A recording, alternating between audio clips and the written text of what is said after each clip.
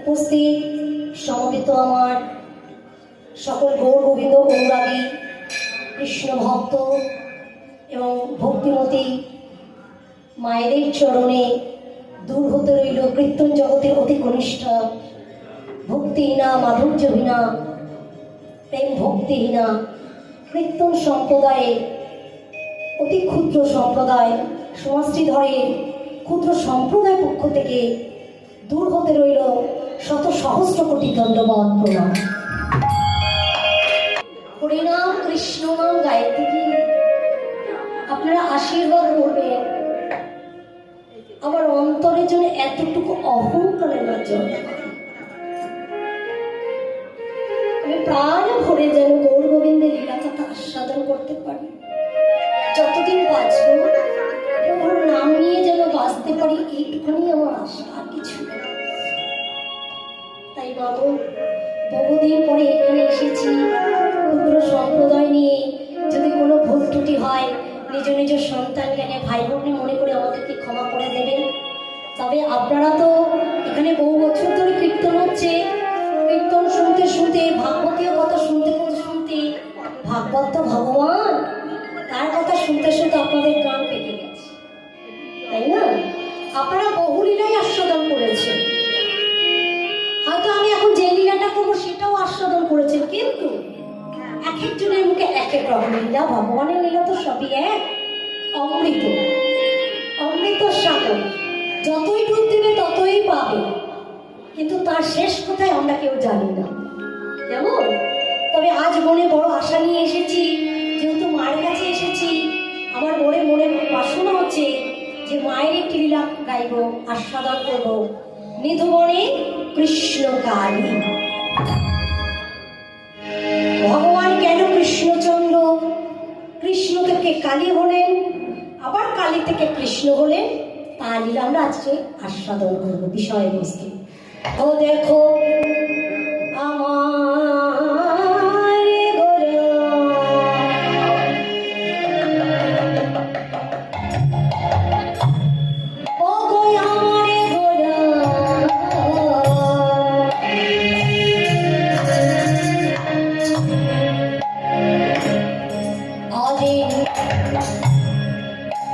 হরি হরি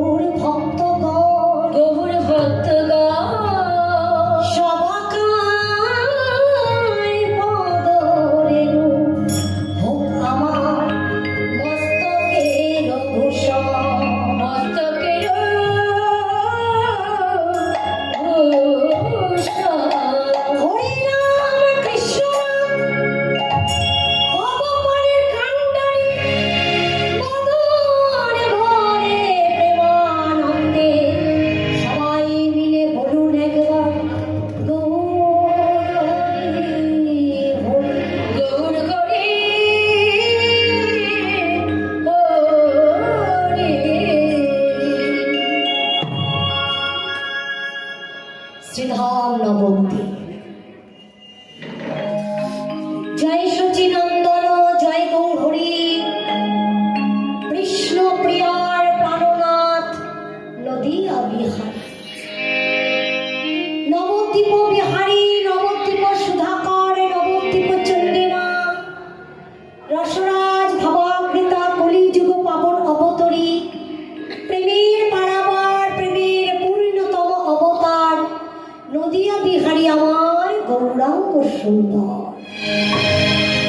মাগো, আজ হতে প্রায় 535 বছর আগে সুজলা সুফলা বাংলার মাটিতে, শস্যপূর্ণ সোনার ভারতবর্ষের মাটিতে, কীর্তন মাতোয়ারা শ্রীধাম নদিয়ায়, কীর্তন মুখরিত শ্রীধাম নবদ্বীপে, ভাগীরথী সুরধ্বনি গঙ্গার কূলে, সচিমায় আনন্দ মুখর আঙিনায় আমার প্রেমের ঠাকুর শ্রী শ্রী গৌরাঙ্গ সুন্দর অবতীর্ণ হয়েছে।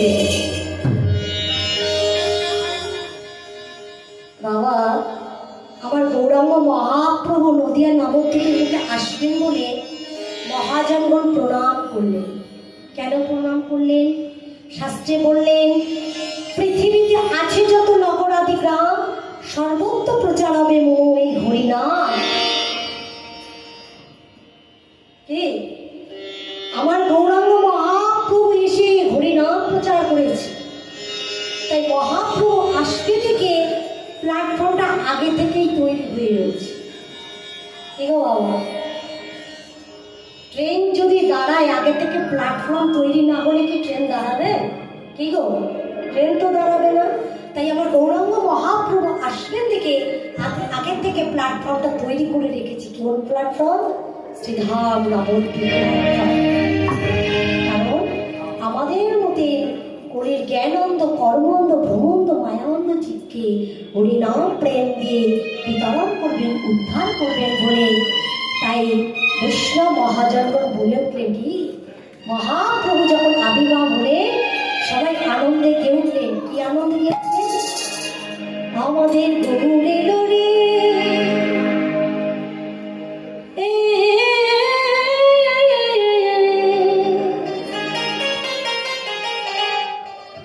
ওই দেখো মনে সোনার নদিয়া,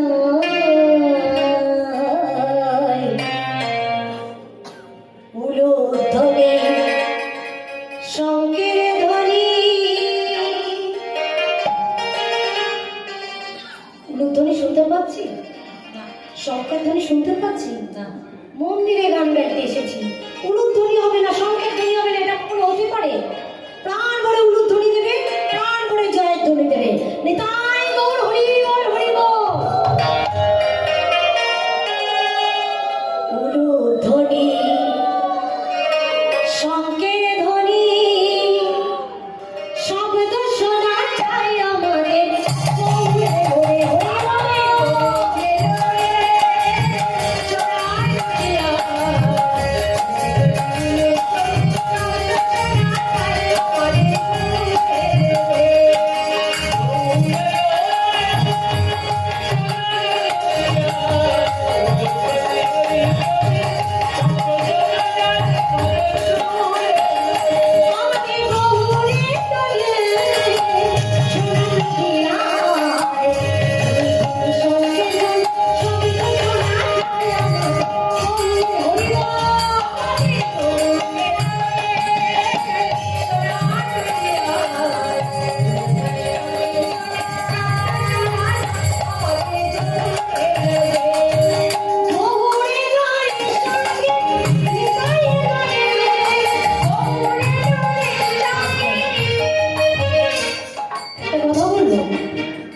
যাদের হাত আছে তারা হাত তুলুন, যাদের হাত নেই তুলতে হবে না।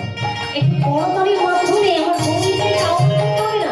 যাদের হাত নেই তাদের তুলতে হবে না, যাদের আছে তারাই তো সবসময় তুলবে। মাথা তুলে আমরা কি করে দিয়েছি 3 ঘন্টা হরিনাম শুনতে। সংসারে যাদের আমরা হরিনাম শুনতে পারি না, আনন্দের সাগরে এসেছি, আনন্দ করতে করতে আনন্দের সাগরে এসে যাবো। সবাই মিলে দুটো করতালি দিই, চল। Oh,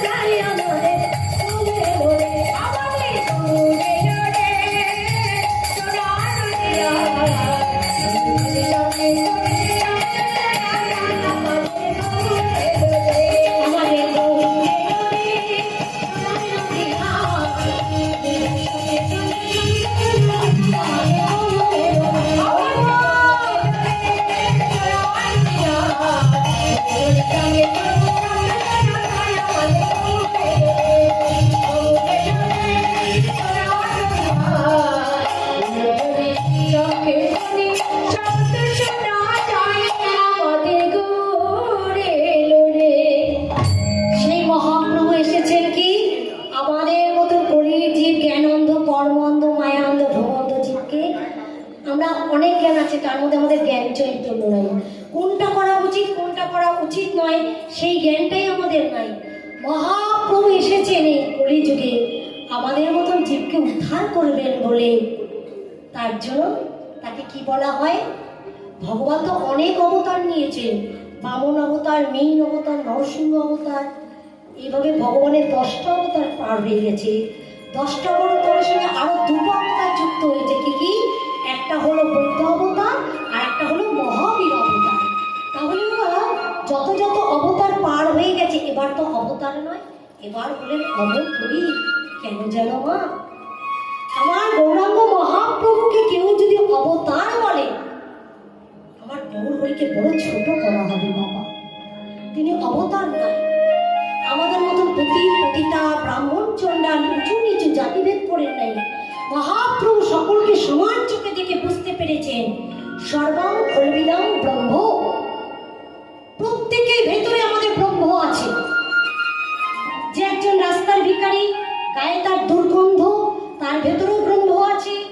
শুটফুট পড়া মানুষ গায়ে সেন্ট দিয়ে, সেন্টের গন্ধ দিয়ে চলছে, তার ভেতরেও ব্রহ্ম আছে। তবে কি কেউ জাগাতে পারে, কেউ জাগাতে পারে না। আপনি গরিব, আমি ভিখারি, আপনি কোটিপতি, এই বিচারটা আমাদের মতন মানুষ আমরা করি। আপনারা কীর্তন শুনতে শুনতে, ভাগবত শুনতে শুনতে কান পেকে গেছে, তবুও বলবো গরিব ভিখারি বড়লোক কে বিচার করে? আমাদের মতো মানুষ না। কথাগুলো শুনলে বুঝতে পারবেন, একটু ধ্যান দিন যে কে বড়লোক আর কে ভিখারি, কে করুন। দেখবেন বাবা, যার খাট আছে তার কিন্তু চোখে ঘুম নাই, আবার যার চোখে ঘুম আছে তার কিন্তু আবার খাট নাই। একটা রাস্তার ভিখারি রাস্তায় পড়ে আছে, অগরে ঘুমাচ্ছে, কিন্তু তার খাট নাই। আবার আপনার ঘরে 1 লাখ টাকার একটা খাট আছে, কিন্তু আপনার চোখে ঘুম নাই। তাহলে খাটটা থেকে কিছু হলো? ব্যালেন্স? রাস্তার ভিখারি কোটিপতি, তার সাথে কোনো ব্যালেন্স নেই। ব্যালেন্স আবার কি? যারা গরিব লোক দুপদের খাচ্ছে, ডাল সবজি, আপনি কিন্তু আপনার বিছানায় লাখ লাখ টাকা আছে, আপনি কিন্তু 10 পদের খেতে পারেন, কিন্তু আপনি খেতে পারছেন। ডাক্তার বারণ করে দিয়েছে আপনি বেশি কিছু খেতে পারবেন না, তেল ছাড়া মশলা ছাড়া খেতে হবে। যদি তেল মশলা বেশি খান তবে আপনি মারাও পর্যন্ত যেতে পারেন। টাকা থেকে কিছু হলো? গরিব মানুষ আর বড় লোকে ব্যালেন্স হয়ে গেল।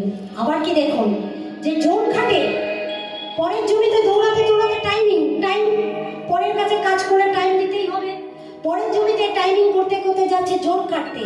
আবার শুটফুট পড়া মানুষটাও সকালবেলায় 10 কিলোমিটার যাচ্ছে, আবার 10 কিলোমিটার আসছে।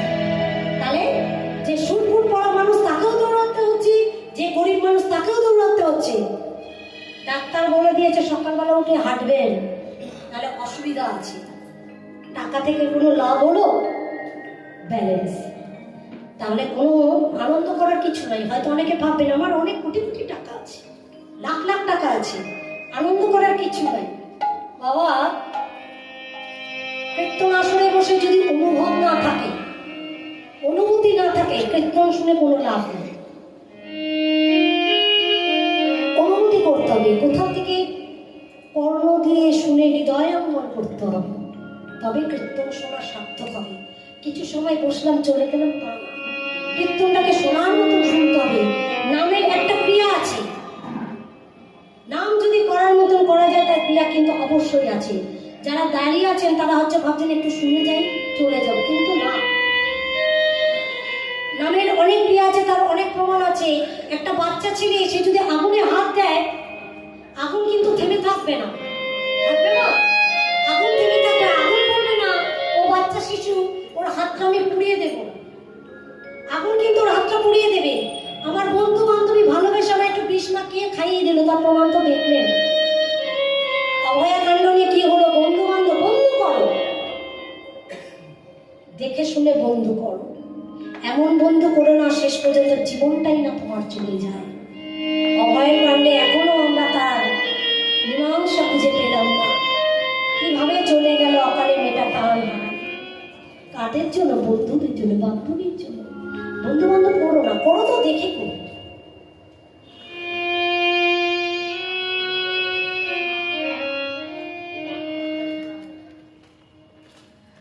তাই মাগো, ভগবান তো সবার মধ্যেই থাকে, ব্রহ্ম সবার মধ্যেই থাকে, কেউ জাগাতে পারে, কেউ জাগাতে পারে না।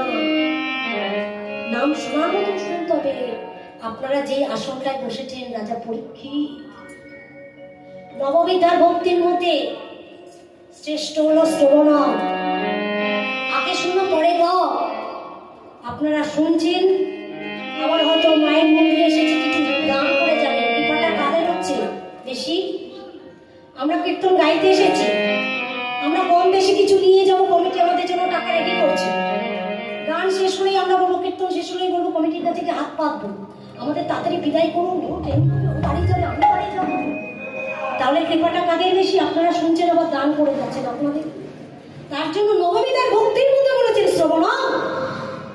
আগে শুরু করে দাও। যে আসল কাছে বসেছিলেন রাজা পরীক্ষিত, সুখদেব গোস্বামীর কাছে গিয়ে বলেছিলেন, গুরুদেব আমি জেনেছি 7 দিনের মধ্যে আমাদের পরবায়, 7 দিনের মধ্যে আমাদের মৃত্যু হবে।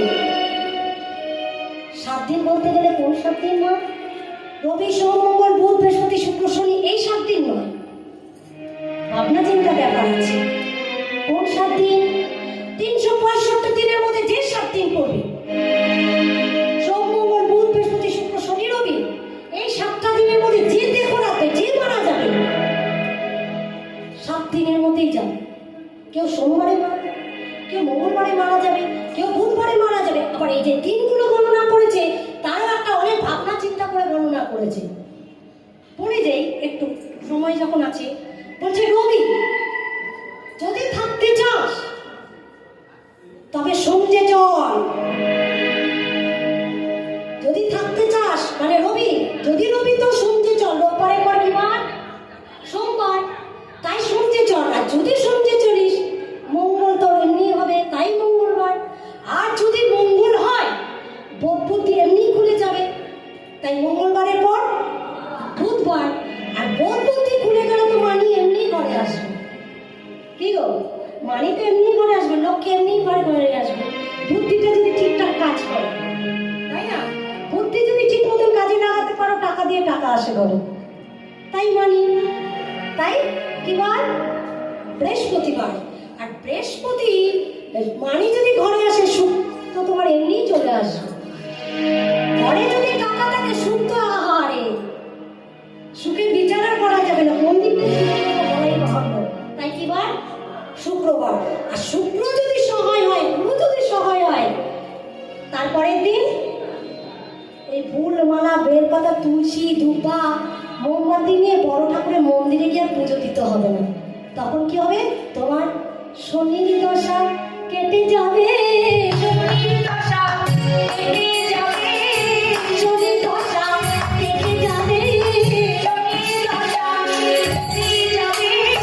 শুক্র যদি সহায় থাকে, শনির দশা কেটে যাবে, শুক্র যদি সহায় থাকে, তোমার শনির দশা কেটে যাবে, শুক্র যদি সহায়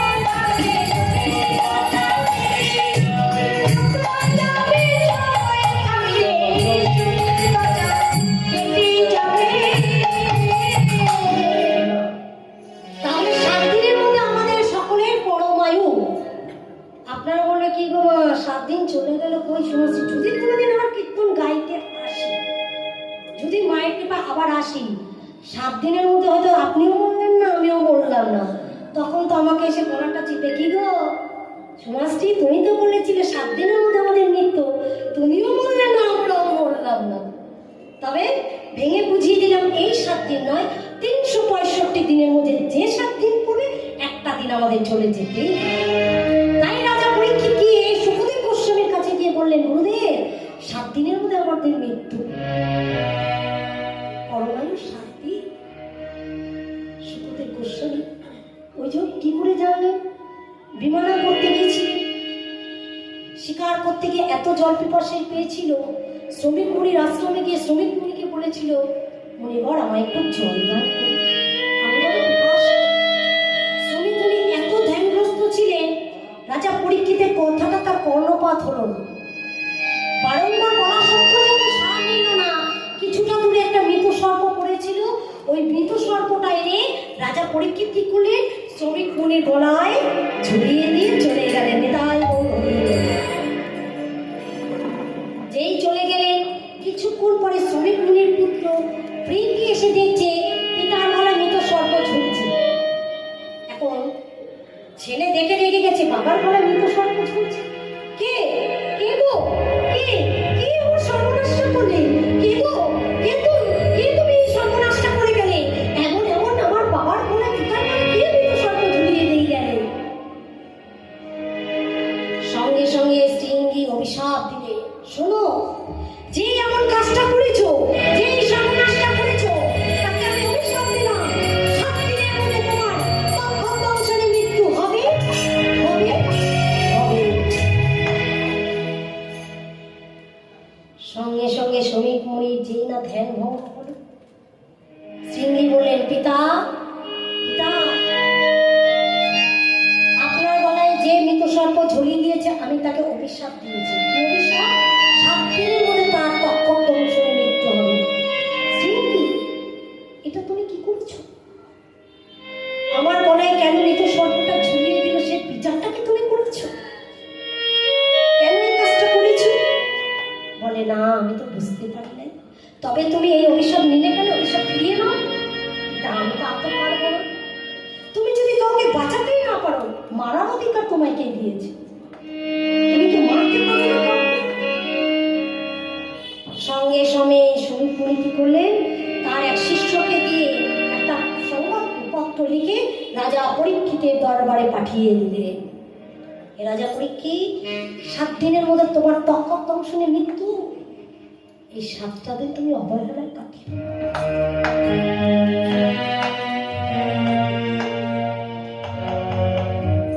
এই 7টা দিন তুমি ভগবান স্বপ্ন করো, এই 7টা দিন তুমি কৃষ্ণ নাম করো, এই 7টা দিন তুমি হরি নাম শ্রবণ করো, ভক্ত যজ্ঞ করো। রাজা পরীক্ষিত জানতে পেরে তার অতুল ঐশ্বর্য ত্যাগ করে ছুটে যায় সরস্বতী নদীর তীরে সুখদেব গোস্বামীর কাছে। 7 রাত 7 দিন ধরে ভাগবত কথা শ্রবণ করতে করতে করতে করতে মৃত্যুর কোলে ঢলে পড়লেন রাজা পরীক্ষিত।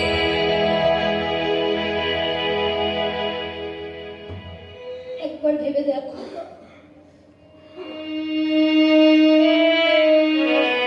রাজা পরীক্ষিত না হয় জানতে পেরেছিল তার মৃত্যুর সংবাদটা, কিন্তু আমাদের যখন সময় এসে দাঁড়াবে দরজার গোড়ায়,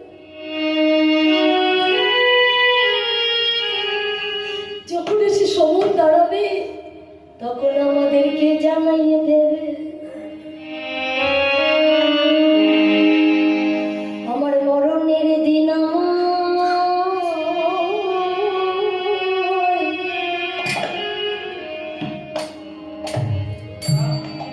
বলো বলো এই জগতে কে জানো, জানাইবে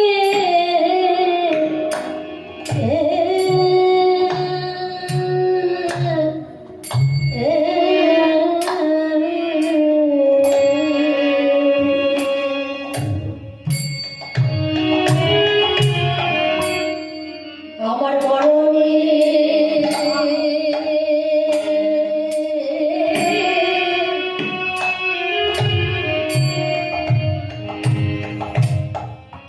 মরমের দিনকে লাই গৌরীব কে জানাইয়ে দেবে,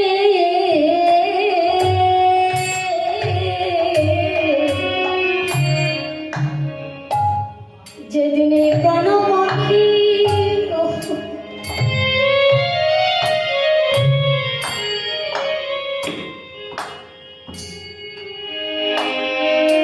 প্রাণ পাখি আমার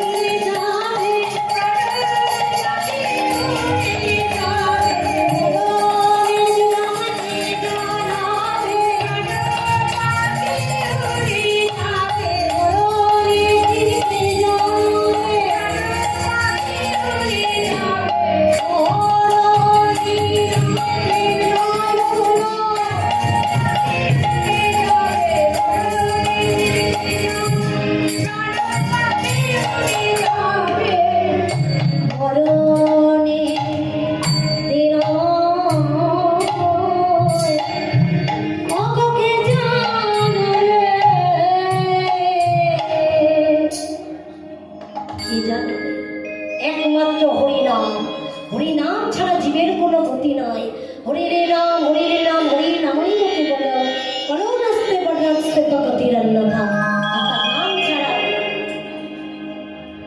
অর্থাৎ নাম ছাড়া আমাদের কোনো গতি নাই, গতি নাই, গতি নাই।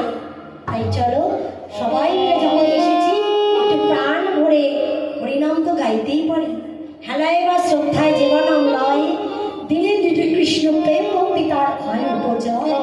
যে যেভাবেই নাম করো না কেন, শুধু গলাটা ছেড়ে গৌর গোবিন্দের চরণে আত্মসমর্পণ করে প্রাণ ভরে আমরা করতালি দিয়ে নাম গাইব। কেমন?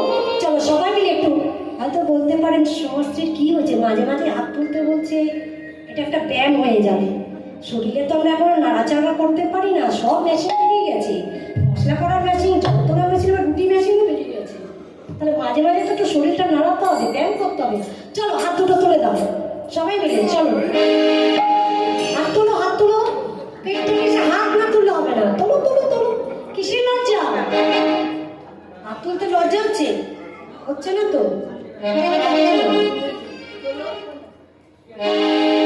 হরে কৃষ্ণ হরে কৃষ্ণ কৃষ্ণ কৃষ্ণ হরে হরে, হরে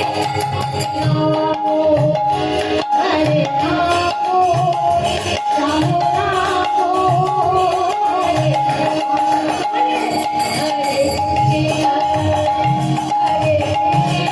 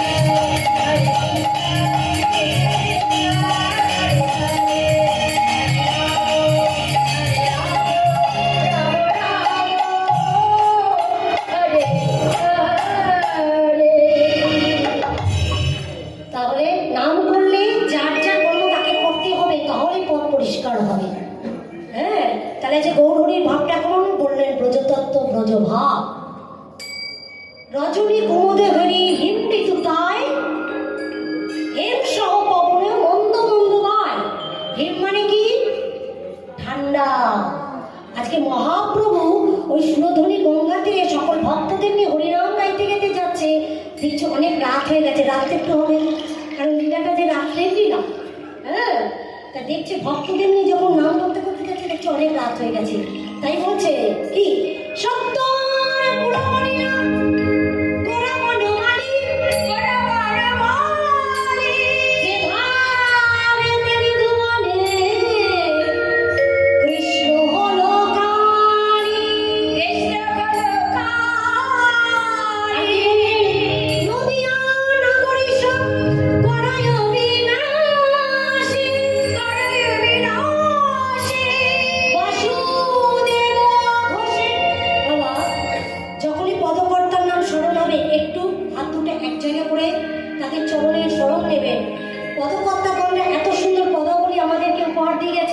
তারা যদি না দিতেন এমন লীলার মাধুর্য কথা আমরা পেতাম না, তাই তাদের চরণে একটু স্মরণ দেবেন।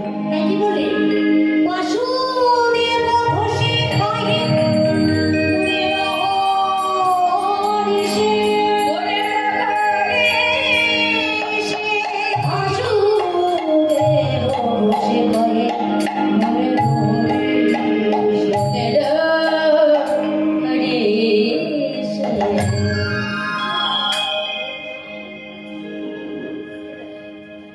তাহলে এতক্ষণ আমরা কোথায় ছিলাম? গৌরচরণ আশ্রয় করে শ্রীধাম নবদ্বীপে। এবার যাব কোথায়? বৃন্দাবনে। তাহলে বৃন্দাবনে কি বলবো? এখানে কারা কারা বৃন্দাবনে গেছেন হাত তুলুন তো। কি কথা, বারংবার এখানে কীর্তন হচ্ছে, বৃন্দাবনের হাট বসেছে, আবার বৃন্দাবনে যেতে থাকে। যেখানে হয় হরিনাম সংকীর্তন সেটাই বলবে বৃন্দাবন, আর বৃন্দাবনে যেতে লাগবে না। সবাই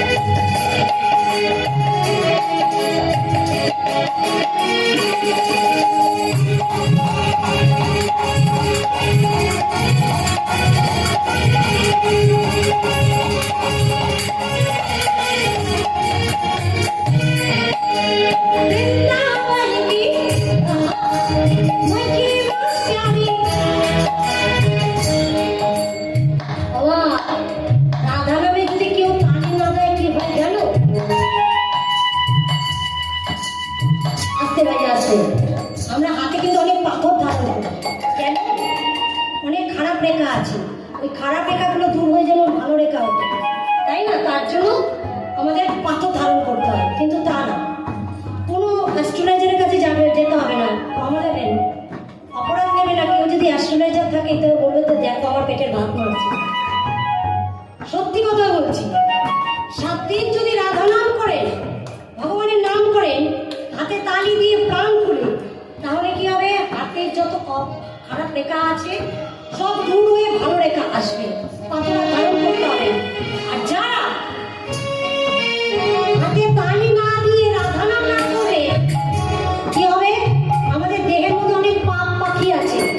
আগে বিকেলবেলা দেখতাম না, বিকেলবেলা গাছের মধ্যে সব পাখিরা কিচিরমিচির করতো, তাই না? এখন করে না।